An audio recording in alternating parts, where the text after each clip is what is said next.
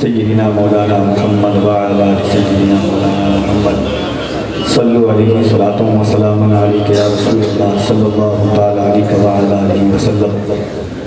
مولا صلی وسلم دائما ابدا علی حبیبک خیر الخلق کلہم محمد سید الکونین والثقلین والفریقین من عرب ومن عجم یا رب بالمصطفى بلغ مقاصدنا واغفر لنا ما مضى یا واسع الکرم والحبیب الذی ترجى شفاعته لكل حول من الاحوال مقتحم ثم الرضا عن نبی بکر وعن عمر وعن علی وعن عثمان ذی الکرم یا صاحب الجمال و یا سید البشر من وجهک المنیر لقد نور القمر لا يمكن الثناء كما كان حقه بعد از خدا بزرگ توی قصہ مختصر فرش والے تیری شوکت کا علو کیا جانے خسروا عرش پہ اڑتا ہے فریرا تیرا میں تو مالک ہی کہوں گا کہ ہو مالک کے حبیب یعنی محبوب و محب میں نہیں میرا تیرا دنیا کے ہر عروج نے پہنا زوال ہے ایک نام مصطفیٰ ہے جو بڑھ کر گھٹا نہیں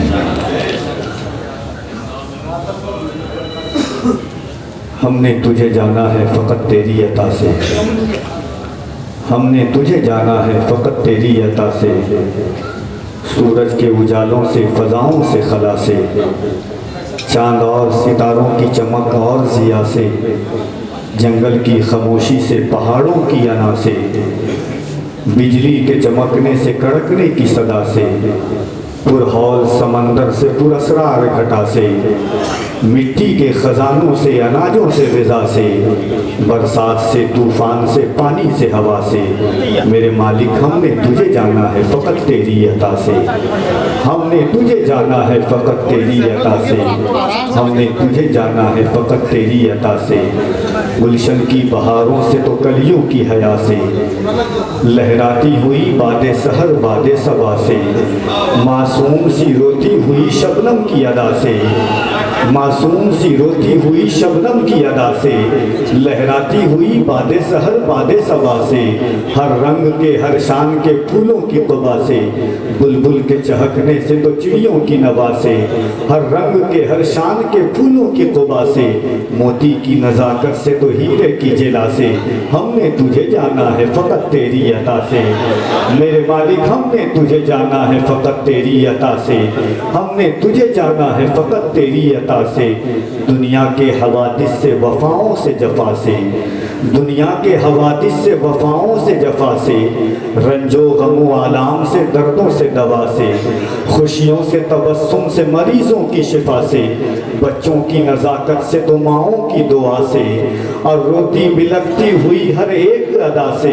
ہم نے تجھے جانا ہے فقط تیری عطا سے ہم نے تجھے جانا ہے فقط تیری عطا سے میرے مالک ہم نے تجھے جانا ہے فقط تیری عطا سے ابلیس کے فتنوں سے تو آدم کی خطا سے اوصاف براہیم سے یوسف کی حیا سے ابلیس کے فتنوں سے تو آدم کی خطا سے اوصاف براہیم سے یوسف کی حیا سے اور حضرت ایوب کے تسلیم و رضا سے عیسیٰ کے تبسم سے مسیحا کی مسیح سے نمرود سے فرعون کے انجام بقا سے تورات سے انجیل سے قرآن کی صدا سے یاسین سے طٰہٰ سے مزمل سے نبا سے ایک نور جو نکلا تھا کبھی غار حرا سے ہم نے تجھے جانا ہے فقط اس کی عطا سے ہم نے تجھے جانا ہے فقط تیری عطا سے ہم نے تجھے جانا ہے فقط تیری عطا سے یا رسول اللہ بے تبسم کو خیرات ماحول کی ہم کو درکار ہے روشنی یا نبی بے تبسم کو خیرات ماحول کی ہم کو درکار ہے روشنی یا نبی ایک شیریں جھلک ایک نوری جھلک تلخ و تاریک ہے زندگی یا نبی بے تبسم کو خیرات ماحول کی ہم کو درکار ہے روشنی یا نبی دشمنی جا ہوا میرا اپنا لہو میرے اندر اردو میرے باہر اردو ماجرائے تحیر ہے پرسیدنی صورت حال ہے دیدنی یا نبی دے تبسم کو خیرات ماحول کی زیست کے تپتے صحرا پہ شاہ عرب تیرے اکرام کا ابر برسے گا کب ہری ہوگی شاخ تمنا میری، کب بجھے گی میری تشنگی یا نبی، دے تبسم کو خیرات ماحول کی، ہم کو درکار ہے روشنی یا نبی، راستہ اس جہاں میں بناؤں کسے، روح کے زخم جا کر دکھاؤں کسے، غیر سے کیوں کروں میں کوئی شکا، کیوں کروں دوستوں کو دکھی یا نبی، دے تبسم کو خیرات ماحول کی، ہم کو درکار ہے روشنی یا نبی۔ حاضرین، محبتوں کی یہ عظیم الشان وادی، عشق و وفا کا یہ عظیم الشان ماحول، سال بھر کی انتظار کے بعد یہ ساعتیں، یہ لمحے ہمیں میسر آتے ہیں۔ اللہ اور اس کا رسول شاہد ہے، اور دنیا میں ایک شاہد اور محمد علی فیضی کے طور پر ہے کہ پورے سال اس مشاعرے کی سماعت اور اس کی دلکشی کا ذکر ہوتا رہتا ہے۔ اور سب سے بڑی اور عظیم شان بات یہ ہے، بزرگوں کا کرم ہے کہ یہ سلیقے، یہ تہذیب، یہ محبت جو آپ کتابوں میں پڑھیں گے، خانقاہ کی کم و بیش 1500 سالہ قدیم روایات کو اور عظیم روایات کو، کہ مریدوں کا ادب کیسا ہوتا تھا، مرید کس طرح مثل پروانہ شمع پر لوٹنے کے لیے اپنی جان کی قربانی کرنے کے لیے تیار رہتے تھے۔ آپ جب یہاں آئیں گے تو آپ کو ہر چیز کا احساس ہو جائے گا۔ کئی عظیم الشان آوازیں ہیں، کئی عظیم الشان فکریں ہیں، نئی نئی آوازیں، نئے نئے طرز، سال بھر ملک ہندوستان کے جو لہجے ہوتے ہیں انتخاب کر کے قاری صاحب قبلہ، جاوید بھائی، حضور صاحب سجادہ، صدر مشاعرہ، ان تمام لوگوں کی محنتیں اور محبتوں کے بعد یہ لوگ حاضر ہوتے ہیں، جدید طرز، نیا رنگ، نئے آہنگ کے ساتھ کئی آوازیں انشاءاللہ آپ سے ملاقات کریں گی۔ اور شاعری ایک ایسا فن ہے کہ آج تک دنیا میں کوئی ایسا اعلیٰ نمودار نہیں ہوا ہے جو کیفیت کو قید کر لے، مقید کر لے، مگر شاعری ایک ایسی زبان ہے کہ جو دلوں کی کیفیت نہیں، کیفیات کو قلم کے ذریعے کاغذ پر اتارنے کا ایک آلہ ہے جو شاعری میں، اور جاوید صدیقی جیسی آواز، جیسا قلمکار اگر ہو، میں نے ان کا پورے ہندوستان میں، ضیاء ڈھولکی صاحب قبلہ بہترین شاعر ہیں، بڑے بڑے مشاعروں میں جن کی شرکت ہوتی ہے۔ پہلی ملاقات سرکار شیر علی آغا کے عرس چھتیس گڑھ میں ہوئی تھی۔ جاوید بھائی کا میں نے ایک شعر پڑھا تھا، اور وہ شعر اتنا عظیم ہے کہ ڈاکٹر واصف علی واصف صاحب نے کہا تھا کہ امت محمد کی خصلیت یہ ہونی چاہیے، ان کی علامت یہ ہونی چاہیے، ان کی شناخت یہ ہونی چاہیے، ان کی پہچان یہ ہونی چاہیے امت محمد کی، کہ وہ کبھی تقدیر کا شکوہ نہ کرے، وہ اپنے آپ کو کبھی بدنصیب نہ کہے حضور کی امت، کیونکہ ہمیں وہ رسول ملا ہے جو رسولوں کا رسول ہے، ہمیں وہ نبی ملے ہیں جو نبیوں کے نبی ہیں۔ تقدیر تو ہماری اتنی عظیم بلند ہے کہ موسیٰ علیہ السلام نے دعائیں کی، اس کے بعد وہ چیز نہیں ملی جو ہمیں مل گئی، حضور کی امت میں پیدا ہونے کا شرف ہمیں ملا۔ جاوید صدیقی صاحب کا 4 مصرع یہاں سے آغاز کرتا ہوں۔ وہ کہتے ہیں کہ یا رسول اللہ، آنکھوں میں میری نور کا پیکر تم ہی تو ہو، آنکھوں میں میری نور کا پیکر تم ہی تو ہو، سانسوں میں تم ہو، دل کے بھی اندر تم ہی تو ہو، آنکھوں میں میری نور کا پیکر تم ہی تو ہو، سانسوں میں تم ہو، دل کے بھی اندر تم ہی تو ہو، اترا رہا ہوں اپنے مقدر پہ اس لیے میرے حضور میرا مقدر تم ہی تو ہو، اترا رہا ہوں اپنے مقدر پہ اس لیے میرے حضور میرا مقدر تم ہی تو ہو، اترا رہا ہوں اپنے مقدر پہ اس لیے میرے حضور میرا مقدر تم ہی تو ہو۔ علامہ مذکر صاحب قبلہ جیسے باوقار خطیب حضرت علامہ مفتی امان الرب صاحب قبلہ، جو ایک عرصہ دراز سے جلسوں کی دنیا میں ایک سلطان کی حیثیت سے انہوں نے سفر کیا اور سفر کر رہے ہیں، اعلیٰ حضرت کی تضمین پر ان سے اچھا تبصرہ شاد و نادر کوئی شخص جلسے کی دنیا میں کرتا ہے، اس ذات کا نام حضرت علامہ مفتی امان الرب صاحب قبلہ کی ذات ہے۔ صدر مشاعرہ نے بحیثیت صدر جو تمہید پیش کی وہ تمہید مقدمہ تفسیر اور تبصرہ سب کچھ تھا، اور محبتوں کی یہ پاکیزہ اعلیٰ حضرت کی شاعری کے ساتھ بہت سارے لوگوں سے آپ انتخاب کریں گے۔ آئیے محبتوں کے ساتھ بس 1 سے 2 شعر میں پڑھتا ہوں انشاءاللہ، اس کے بعد آپ باہر سے تشریف لائے ہوئے مہمان شورائے کرام صاحب سجادہ کی جلوہ گری ہے، یہ سرکار محبوب العلماء والمشائخ حضور اکرام مینا، یہ وہ بارگاہیں ہیں کہ پروین شاکر کی ایک غزل کے شعر کو منقبت کی یہ جہت دے دوں کہ بخت سے کوئی شکایت ہے نہ افلاک سے ہے، بخت سے کوئی شکایت ہے نہ افلاک سے ہے، یہی کیا کم ہے کہ نسبت مجھے اس خاک سے ہے، بخت سے کوئی شکایت ہے نہ افلاک سے ہے، یہی کیا کم ہے کہ نسبت ہمیں اس خاک سے ہے۔ اور دنیا کے اس حادثات کے دور میں، پرآشوبی کے ماحول میں، زمانہ آپ دیکھ رہے ہیں کس طرح کروٹیں بدل رہا ہے، امید نہیں مرحلہ یاس نہیں ہے، جینے کے لیے کچھ بھی میرے پاس نہیں ہے، کیا جانیے یہ کون سی منزل ہے خرد کی، ہم مر تو رہے ہیں مگر احساس نہیں ہے، اس دور میں ہم جی رہے ہیں مگر پھر بھی ہم سلامت ہیں، جانتے ہیں کیوں سلامت ہیں؟ کہ امیدیں جاگتی ہیں، دل ہیں زندہ گھر سلامت ہیں، انہی دہلیز کے صدقے ہمارے سر سلامت ہیں،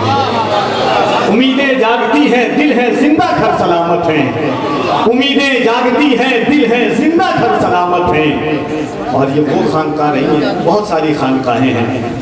اقبال نے تو ایک لمبی اور طویل شکوہ کیا ہے خانقاہوں کے بارے میں کہ تم بِإِذْنِ اللہ جو کہہ سکتے تھے سب رخصت ہوئے، خانقاہوں میں مجاور رہ گئے یا گورگن۔ ایسا نہیں ہے کہ اقبال کا نظریہ یہ تھا، اقبال کا نظریہ تو وہ تھا کہ محبوب الہی کی بارگاہ میں حاضر ہوتے ہیں تو کہتے ہیں شگفتہ ہو کے کلی دل کی پھول ہو جائے، یہ التجائے مسافر قبول ہو جائے، نظام مہر کی صورت نظام ہے تیرا۔ اقبال تو وہ تھا کہ جب حضور مجدد الفسانی سرہندی کی بارگاہ میں حاضر ہوتے تو کہتے ہیں حاضر ہوا میں شیخ مجدد کی لحد پر، مگر جب سندھ کے حالات دیکھے، جو دنیا کے صوفی تھے ان لوگوں کے حالات دیکھے تو اقبال چیخ کر کے کہہ اٹھا کہ قم بِإِذْنِ اللہ جو کہہ سکتے تھے سب رخصت ہوئے۔ مگر الحمدللہ یہ خانقاہیں علم، ادب، تہذیب، تمدن، تقدس، محبتوں کی آماجگاہ، مدرسہ، خانقاہ، مسجد، یہ ایک عظیم اور قدیم روایات ہے خانقاہ کی۔ یہ ایسا نہیں ہے جاوید بھائی قاری صاحب قبلہ یہاں سے کہ کوئی وظیفہ کریں اور یہاں سے چل نکلیں، جو دنیا کے حالات ہیں کوئی وظیفہ کریں اور یہاں سے چل نکلیں، یہ لوگ آگ نہیں دل جلانے والے ہیں، کوئی وظیفہ کریں اور یہاں سے چل نکلیں، یہ لوگ آگ نہیں دل جلانے والے ہیں، یہ عشق باز نہیں عشق ساز ہے سائی، یہ آستین نہیں آستانے والے ہیں، یہ عشق باز نہیں عشق ساز ہے سائی، کوئی وظیفہ کرے اور یہاں سے چل نکلے، کوئی وظیفہ کرے اور یہاں سے چل نکلے،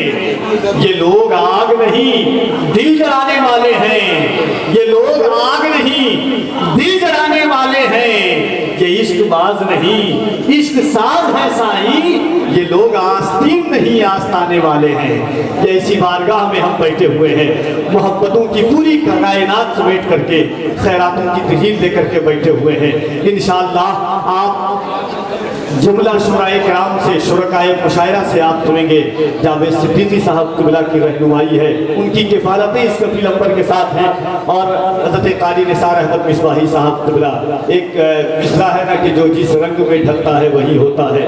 میں